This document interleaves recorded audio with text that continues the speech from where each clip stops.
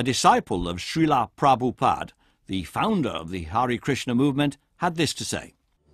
I was born in America in 1955, African American, so not your typical person whom you would think would believe Krishna is God, coming from American community, not just American community, but coming from the sometimes referred to as African American community or Negro community.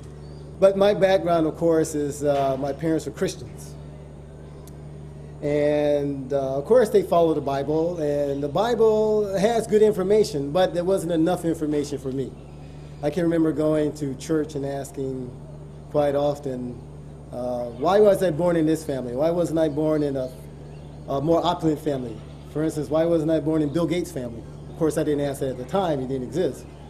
Or why wasn't I made more handsome? Or I would ask even, what does God look like? And of course, Christian priests would say, nobody knows, you're not supposed to ask those questions. God is spirit, he's beyond your knowing, you just have to accept these simple things. But it wasn't enough for me. But still, I was so curious. My brother and I would always ask, but we couldn't find. We looked at Quran, we looked at Bible, and we would just speculate and really, really wanted to know. So finally, he graduated from high school, went to college, and when he was coming back one day, somehow or another, he came in contact with the devotees from Harinam, and he brought back a Back to Godhead magazine, and he told me, he says, you won't believe it. Read this. So immediately I said, even though I told him, go get more books, find more books. So he bought Prabhupada's Bhagavad Gita that was sold in a bookstore at that time. And even though I couldn't read, Krishna, Arjuna, because I didn't know Sanskrit and all those little kind of words, but I could jump through it enough that I could understand what was being said. And after a year of reading, I didn't live near a temple, but after a year of reading, I finally graduated from high school. It was in my first year of college. I finally decided that I wanted just to devote my life to serving Krishna. Amongst many former Christians, there exists a common belief that while Jesus Christ was the sublime prophet, it was Krishna who was the spiritual father. Krishna, then, is a religious icon, venerated by generations of Hindus. Yet there are many, especially among the educated classes, who doubt his very existence and regard the whole thing as somewhat of an ancient myth. There is now, however, compelling evidence to suggest that Krishna was no figment of the imagination, but a being who actually existed here on earth. His miracle performing may be disputed, his divinity even, but not, it seems, his existence. Krishna was born at least 14 centuries before Christ. Estimates of his actual birth vary from 14 centuries to 57 centuries BC. The Bhagavad Gita declares that Krishna is not just any god, but the Lord God, who descended on earth to protect the saints, annihilate the wicked, and to establish righteousness. Whenever the forces of evil rule the earth, I will incarnate myself to destroy the wicked, to protect the saints, and to establish righteousness in age after age. These are the words of Krishna as set down in the Bhagavad Gita. One of the best sources of evidence of Krishna is the Mahabharata, which dates from just before the Christian era. The critical edition of the Mahabharata lies at the Bhandaka Oriental Research Institute at Pune in India. The Mahabharata consists of 18 books called Parvas, containing 100,000 verses. They describe a terrible war between the Pandavas, led by Krishna, and the evil Kauravas, in which 4 million soldiers are said to have perished in 18 days. The 100,000 Sanskrit verses of the Mahabharata were painstakingly transcribed from the Shada Codex by Dr. Suktankar and his team of scholars. But could such a war have taken place so long ago? And did Krishna really exist? Some of the key sites referred to in the Mahabharata are Hastinapur, the capital, Kurukshetra, where the war was fought, and Indraprastha, or Delhi as it is now called.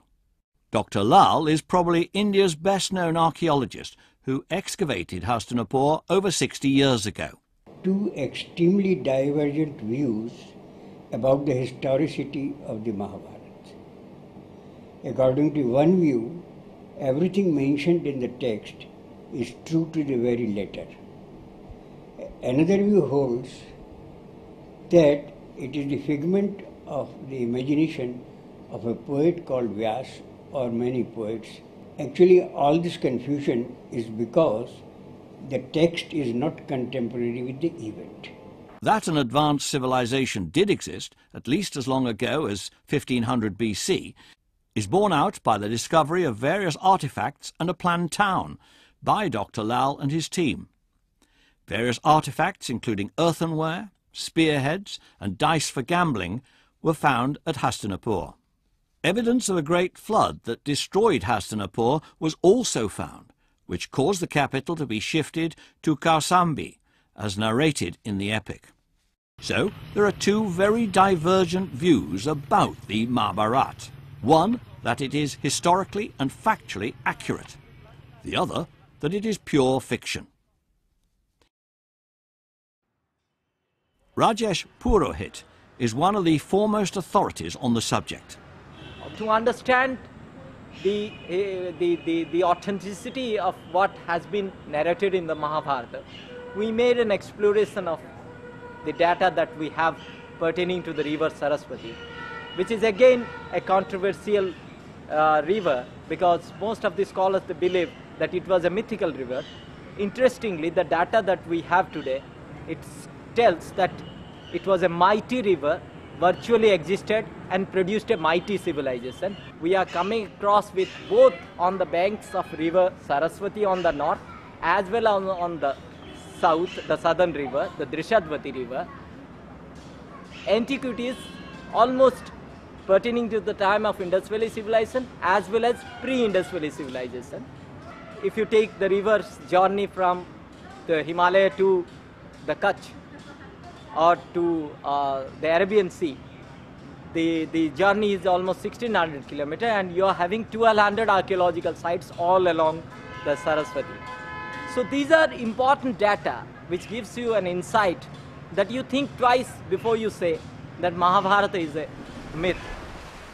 In the years 1860 to 1870, Sir Alexander Cunningham, the first Surveyor General, explored Kurukshetra and identified 4 cardinal points, setting out the boundaries of Kurukshetra, where 4 yakshas were enshrined in the past, which were the guardian deities to protect the Holy Land. The lack of inscriptions from this period can be explained by the fact that writing in India is believed to have only come into use after the arrival of Alexander in 325 BC. Rajesh Purohit again. The Ashokan inscription is not talking about the Hindu tradition, the Hindu way of life, or the epic Mahabharata. It doesn't discuss anything about that. Ashoka's time is considered to be the time of a radical reformation from Hinduism to Buddhism. Further supporting evidence comes from the discovery of coins dating from 172 BC. These were issued by the Indo-Greek ruler Ogothocles in present-day Afghanistan, which show Krishna on one side and Balarama on the other. In the 1850s, this column was discovered. It was erected by the Greek ruler Heliodorus in honor of Krishna. This has been dated to being from 113 BC. Further evidence is found in the later inscription of Pulakeshini II from Badami, and this calculates the date of the Mahabharata as 3131 BC. It is, however, the oral and living traditions in India which have preserved the Mahabharata for posterity in the original Sanskrit. This oral tradition of India is echoed by these ladies from Sakori, who are chanting the 1,000 names of Vishnu from the book of the Mahabharata in the original Sanskrit. Rajesh Purohit had this to say. But in India, nobody knows how and why they adopted this kind of historical tradition. But I can say this much, because of this historical tradition of Shruti and Smriti, India could preserve a history which is living in nature, and there where you do not require any kind of evidence more than the living evidences that you have.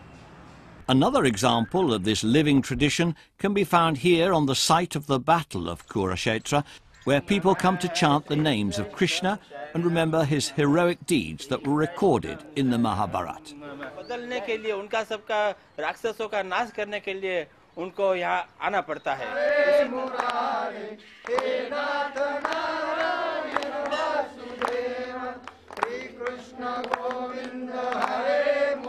Legend even holds that this banyan tree was witness to the knowledge imparted by Krishna on the battlefield.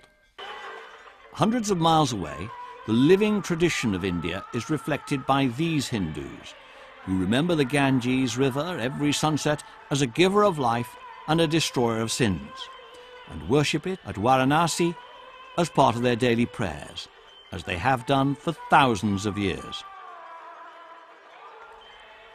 In the blazing heat of the Indian summer, the